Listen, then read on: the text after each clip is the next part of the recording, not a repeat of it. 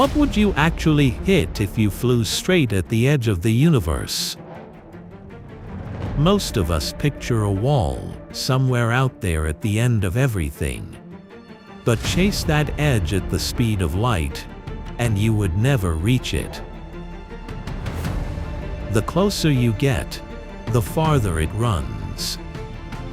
There is nothing solid to hit. The edge isn't a wall. It is the limit of what your eyes and time itself will ever let you see.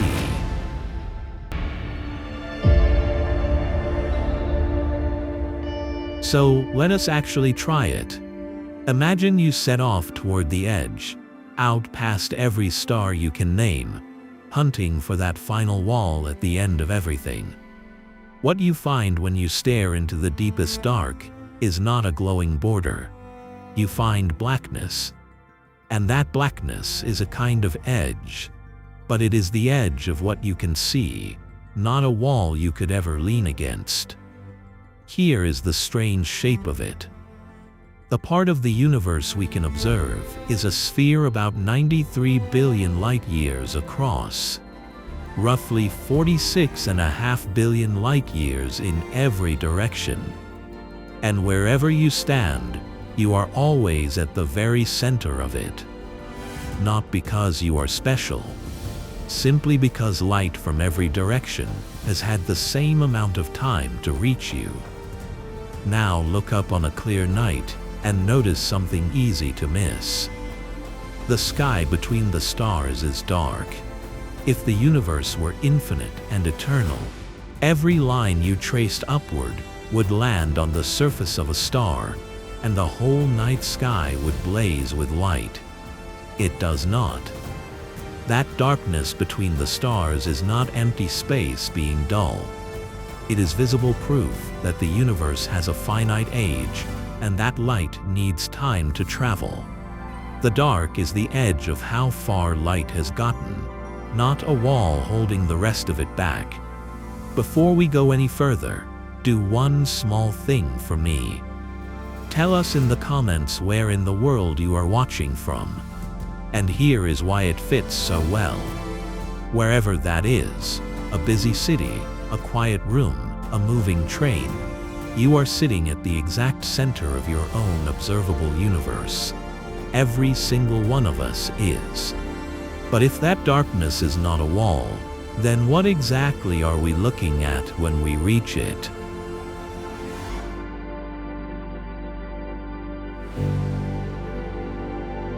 Think of standing on a beach, looking out to sea.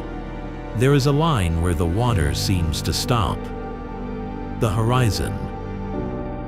But that line is not the end of the ocean. It is simply the farthest your eye can reach, before the curve of the world hides the rest. Take a step forward, and a new horizon opens up. The edge of the universe behaves the same way. It marks how far light has had time to travel to reach you, not the place where everything stops. That outermost layer we can see even has a name.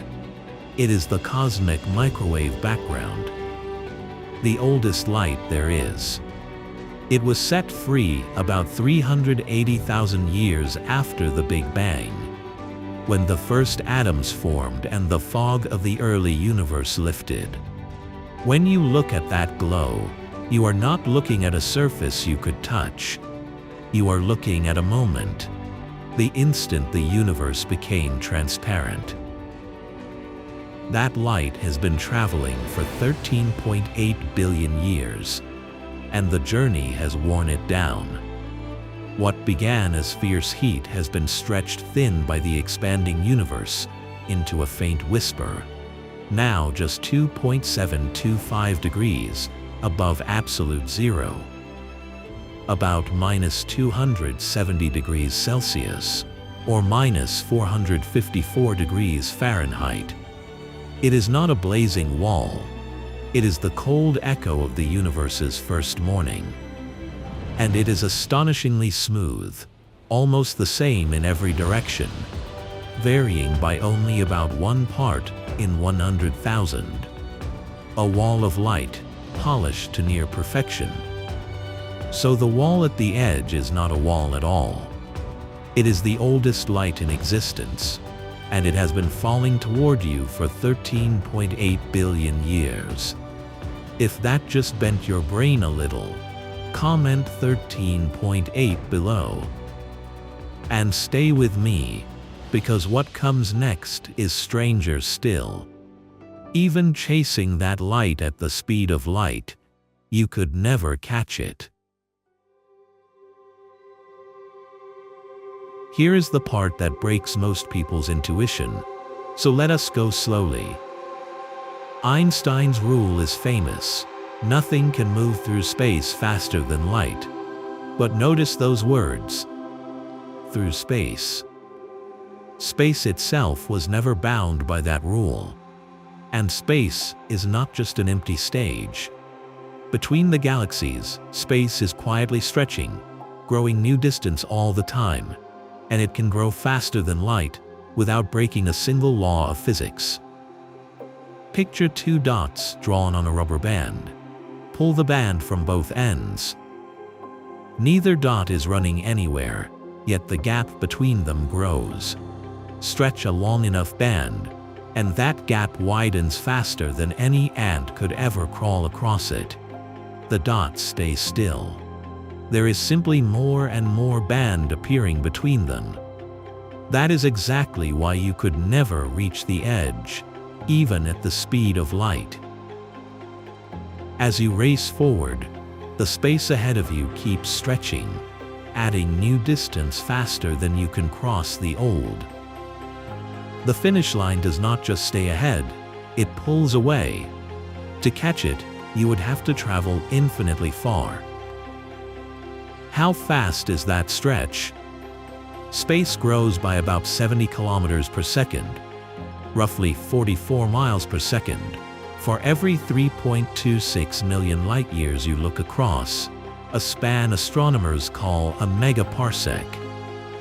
The number sounds gentle, but added up across billions of those spans, and the most distant galaxies are receding faster than light.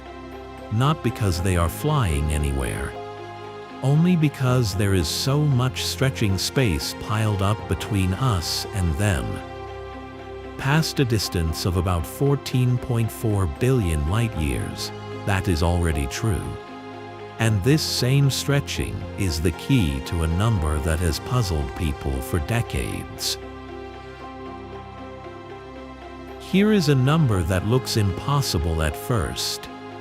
The universe is only 13.8 billion years old.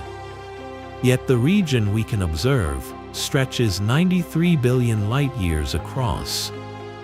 That is more than 3 times wider than the simple math of age times the speed of light should allow. If space stood still. How can we see something farther away than light could have traveled in the whole life of the universe? The answer is the stretching we just met. The light from the most distant things we see left them when they sat much closer to us. But during the 13.8 billion years that light spent crossing toward us, space never stopped expanding, carrying its source farther away. That galaxy now sits around 46 billion light-years from us today. The age of the light and the present distance of its source are simply two different numbers. It helps to hold two ideas apart. The 93 billion light-years is only the part we can see. The real universe may be far larger, perhaps even infinite. That number is the limit of what we can see, not the size of everything there is. So how do we measure any of this? Think of an ambulance siren dropping in pitch as it races away from you. Light does the same. As a galaxy recedes, its light is stretched toward the red end of the spectrum. The size of that shift tells us precisely how far it has pulled away. And we are still refining it, out in the open. We measured the expansion 2 independent ways, and we get 2 slightly different answers, around 67 by one method, 73 by the other. That small gap, called the Hubble tension, is one of the hottest puzzles in cosmology right now, which raises the obvious question: how could anyone possibly know any of this?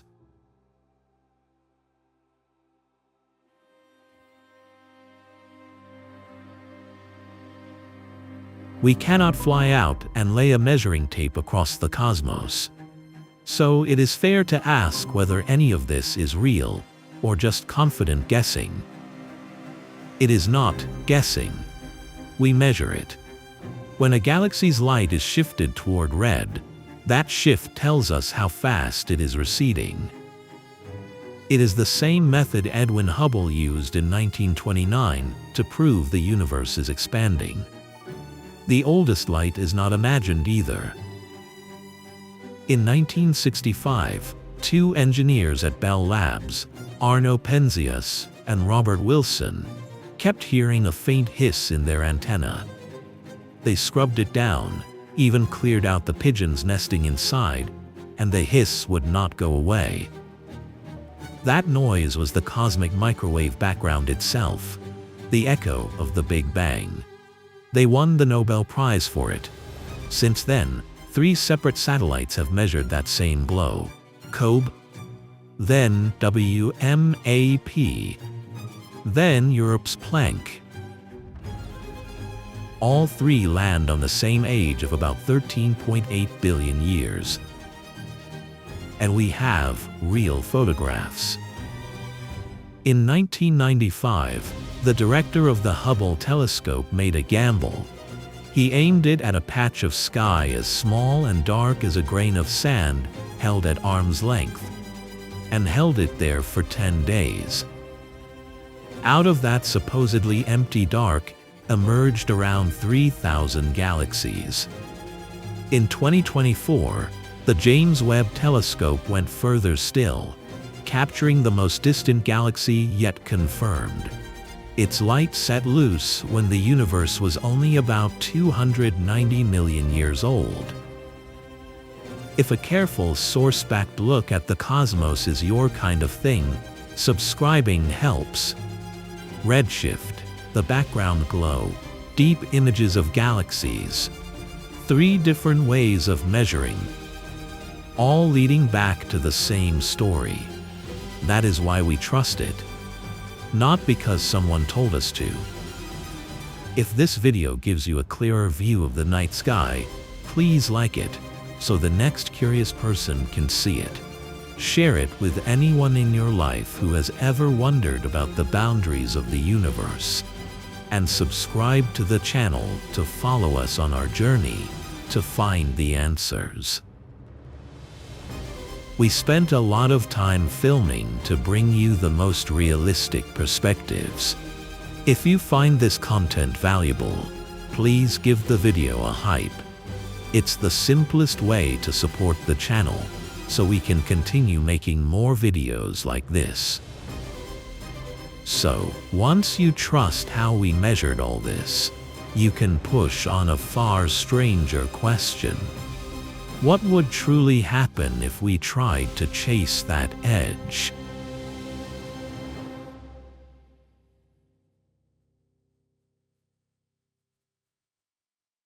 So let us break the rules one more time. Imagine we had a ship that could ignore physics and race all the way to the horizon, to the very edge of what we can see. What would greet us there? Not a wall, not a barrier, just more universe, opening out in every direction, exactly as it does from home. And a new horizon, sitting just as far away as the old one did. The edge has quietly moved with us. Here is the thought that stays with you. From that new spot, our own Milky Way would now lie at the edge of someone else's sky. It would show up as a faint smudge of ancient light on their horizon, the same way the most distant glow sits on ours.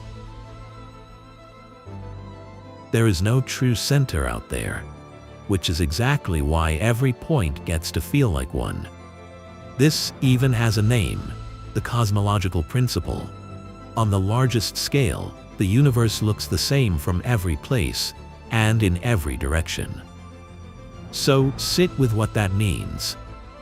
The edge is not a place at all.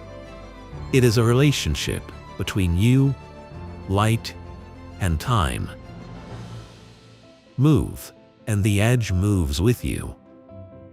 That is why it is the limit of what we can ever see, rather than a wall standing somewhere out in the dark. You carry your horizon the way you carry the line of the sea, always around you, always just beyond reach. And being caught inside a bubble of light is not a failure of understanding. It is the shape of understanding. A horizon is something only a universe vast enough and old enough could ever produce.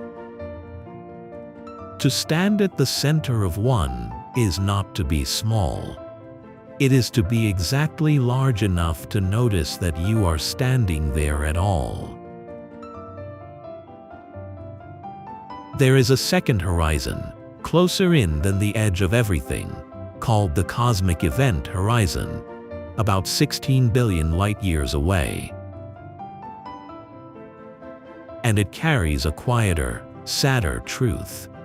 The light that galaxies beyond it are giving off right now will never reach us.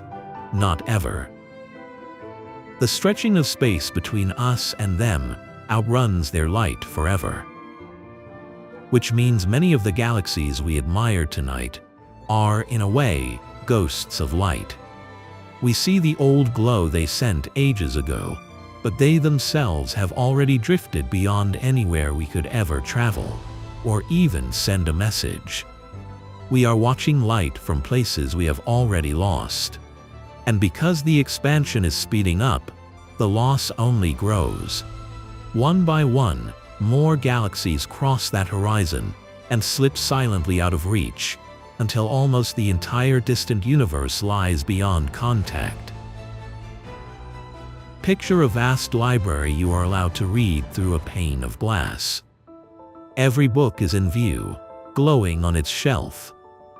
And not one of them can ever be opened or stepped inside. Push that forward far enough, and it turns staggering.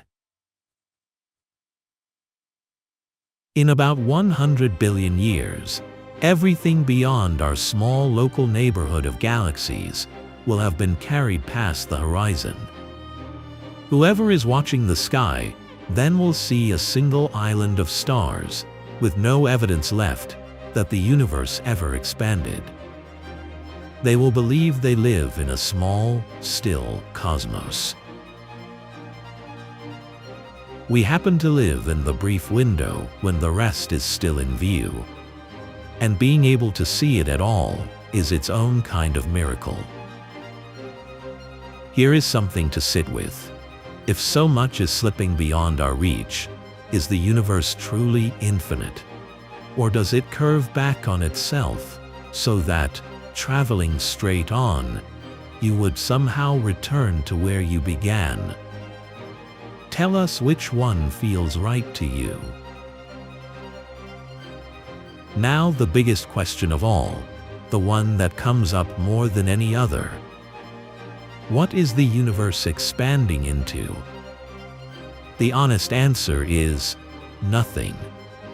It is not swelling like a balloon inside some larger empty room. There is no outside that it grows into. The distances within it are simply getting bigger. The growth happens everywhere at once, not at some outer edge pushing into the dark. What lies beyond our horizon depends on the shape of space. And we have measured that shape.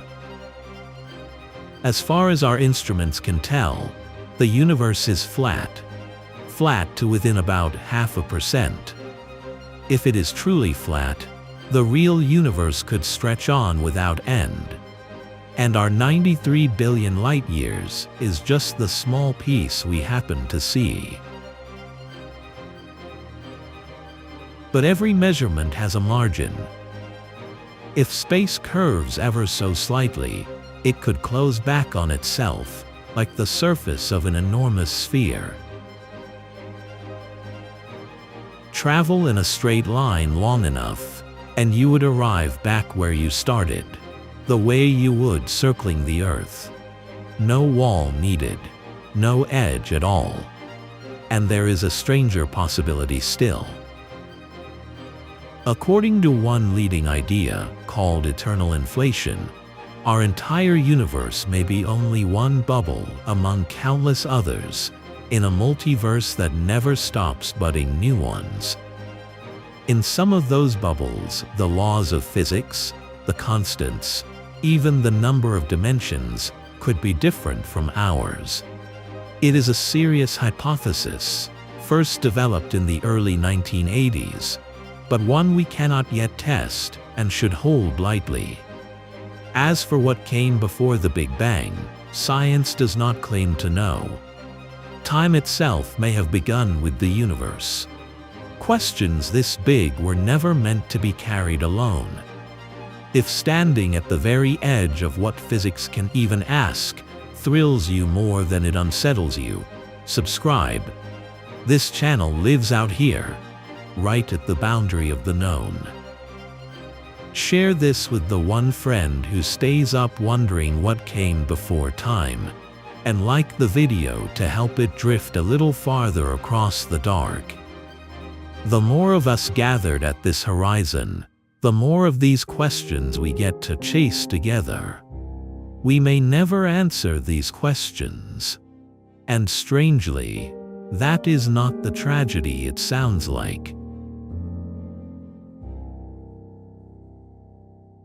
So let us gather it all back up.